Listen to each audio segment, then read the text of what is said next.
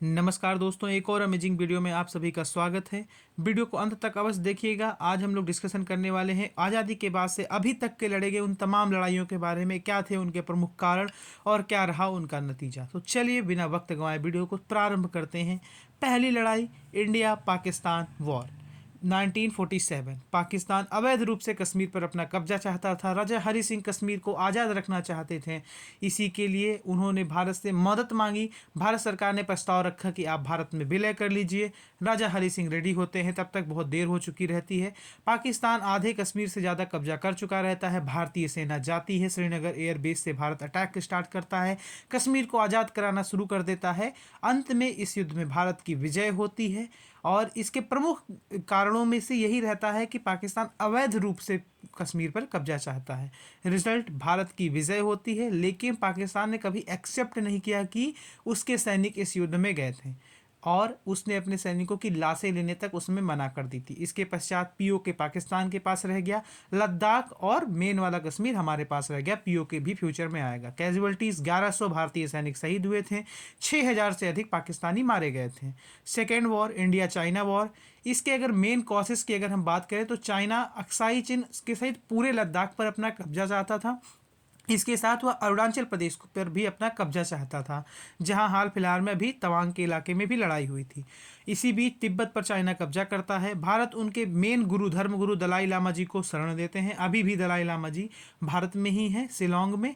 इससे भी चाइना भड़क उठता है। इस युद्ध में भारत की पराजय होती है, क्योंकि चाइना के पास बहुत उन्नत वेपन थे और इंडिया ने, कहा जाता है कि अपनी एयरफोर्स का भी सही तरीके से इस्तेमाल नहीं किया था। और हमारे सैनिक दो नाली वाली बंदूक से लड़ रहे थे, चाइना ऑटोमेटिक गन से। चाइना की विजय होती है, लेकिन हमारे सैनिक बहुत बहादुरी से लड़ते हैं। वह उन्नत हथियारों से होते हुए भी हमारे ज़मीन पर कब्जा ज़्यादा नहीं कर पाते हैं। एक अक्साई चीन जो पाकिस्तान ने उनको गिफ्ट दिया था, उस पर उनका पूरा कब्जा हो जाता है। कैजुअल्टीज़ एंड लॉसेस की अगर बात करें तो हमारे 3000 से अधिक सैनिक शहीद होते हैं और चाइना के 700 से प्लस सैनिक। तीसरा war, India Pakistan war 1965। Pakistan देखता है कि इंडिया कमज़ोर हो चुका रहता है। इसी को देखते हुए पाकिस्तान एक बिना किसी बात आए युद्ध की घोषणा कर देता है और इसे बोलते हैं इंडिया पाकिस्तान वॉर 1965। पाकिस्तान के पास उस समय अमेरिका से मिले उन्नत हथियार थे, जिसकी वजह से उसे लग रहा था कि 62 में हार खाए भारतीयों को हम लोग हरा करके पूरे कश्मीर पर कब्जा कर लेंगे। लेकिन रिजल्ट इसका उल्टा होता है। सीज फायर को यूएन डिक्लेयर करवाता है, भारत विजेता होता है। इसका कैजुअल्टीज़ की अगर हम लोग बात करें तो हमारे 3000 से सैनिक मर गए थे, शहीद हो गए थे। टैंक्स हमने 150 हमारे लॉस हुए थे और एयरक्राफ्ट 60।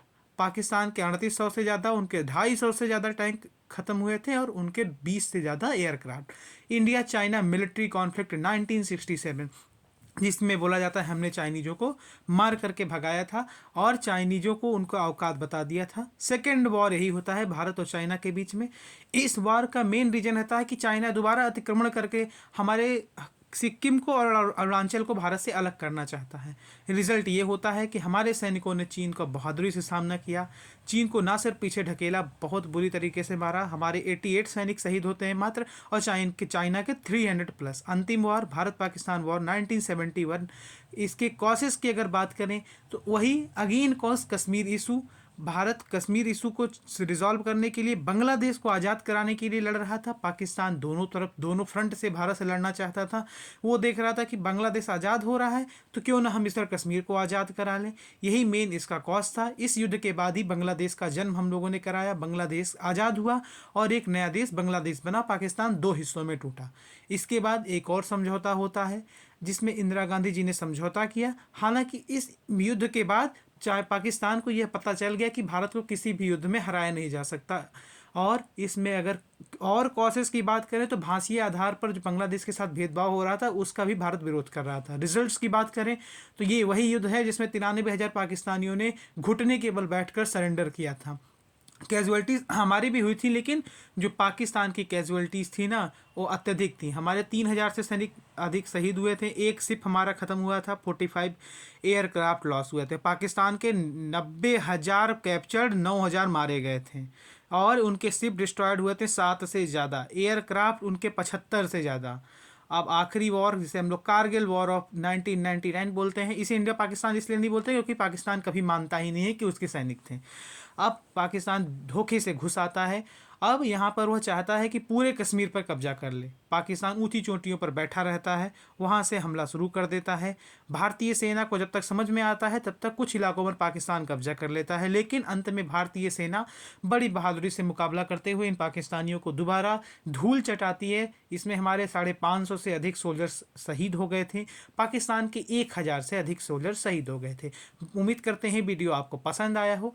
अंत तक अगर आपने वीडियो देखा तो एक चैनल को सब्सक्राइब अवश्य कर लीजिएगा ऐसे ही अमेजिंग फैक्चुअल वीडियो देखने के लिए। जय हिंद, जय भारत, भारत माता की जय।